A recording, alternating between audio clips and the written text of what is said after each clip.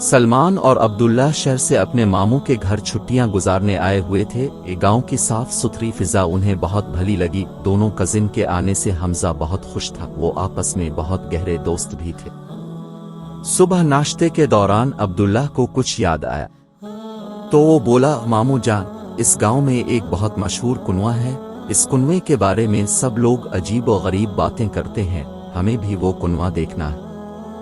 ہاں بیٹا، وہ کنواں اپنی پراسراریت کی وجہ سے بہت مشہور ہے، لیکن وہاں جانا خطرے سے خالی نہیں، ماموں جان نے کہا۔ آخر کافی منت سماجت کے بعد انہیں اجازت مل گئی۔ وہ کنواں گاؤں سے تھوڑی دور ہے، جہاں سے جنگل شروع ہو جاتا ہے۔ پہلے وقتوں میں اس سے لوگ پانی بھرتے تھے۔ اس کنویں کا پانی بہت میٹھا ہوا کرتا تھا۔ پھر ہوا کچھ یوں کہ جو کوئی بھی کنویں سے پانی بھرنے جاتا، وہ اپنی جان سے ہاتھ دھو بیٹھتا۔ پھر آہستہ آہستہ سب لوگوں نے کنویں سے پانی بھرنے جانا چھوڑ دیا، اور بھی عجیب و غریب کئی باتیں کنویں سے متعلق مشہور ہیں۔ سلمان نے کنویں کے بارے میں بتاتے ہوئے کہا، مزے کی بات یہ ہے کہ مجھے جن بھوت دیکھنے کا بچپن سے شوق ہے۔ میں نے ہمیشہ جن بھوتوں کے بارے میں سنا اور بہت کہانیاں پڑھی ہیں، لیکن حقیقت میں آج تک نہیں دیکھے۔ سلمان کی بات سن کر عبداللہ نے کہا۔ عبداللہ ان سے 10 قدم کے فاصلے پر تھا۔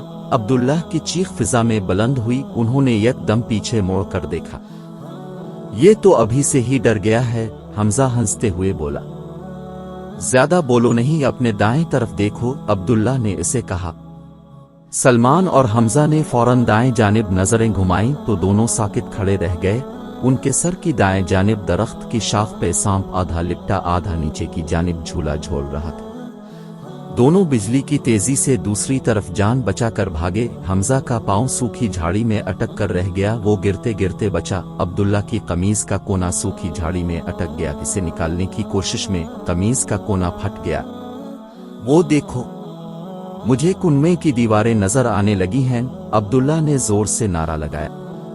وہ تینوں سستانے کے لیے راکھ کر ایک گھنے پیڑ کے ساتھ ٹیک لگا کر آرام کرنے لگے۔ انہیں بیٹھے ہوئے کچھ ہی دیر ہوئی تھی کہ سوکھے پتوں پر کسی کے چلنے کی سرسراہٹ پیدا ہوئی۔ قدموں کی آوازیں تیز اور قریب ہوتی جا رہی تھی۔ وہ تینوں پیڑ کے پیچھے چھپ گئے۔ 5 آدمی کنویں کے قریب پہنچے۔ ان کے ہاتھوں اور کندھوں پہ بڑے بڑے بیگ تھے۔ وہ سب کندھوں پر بیگ تھامے کنویں کی سیڑھیاں ایک کے بعد ایک اترتی چلے گئے۔ وہ تینوں پیڑ کے پیچھے سے نکل کر ان کے پیچھے چل دیے۔ قریب پہنچ کر انہوں نے دیوار سے لگ کر کنواں میں جھانکا اور پھر درختوں کے پیچھے چھپ کر ان کے جانے کا انتظار کرنے لگے۔ وہ سب مطمئن ہو کر اپنے بیگ کنویں میں رکھ کر چلے گئے تو وہ تینوں سیڑھی کے ذریعے نیچے اتری۔ انہیں یہ دیکھ کر حیرت کا جھٹکا لگا کہ کنویں کے اندر بہت سارے بیگ ہیں جو نشہ آور چیزوں سے بھرے ہوئے تھے۔ کنویں میں ایک طرف سرنگ بھی تھی۔ ہمیں جلد واپس چلنا چاہیے، ماموں جان کو منشیات کے بیگ اور ان آدمیوں کے بارے میں آگاہ کرنا چاہیے، عبداللہ نے کہا۔ وہ تینوں جلد از جلد کنویں سے باہر نکل آئے اور گھر پہنچ کر ساری بات ماموں کو بتا دی۔ شام ہونے سے پہلے تمام مجرم پکڑے جا چکے تھے۔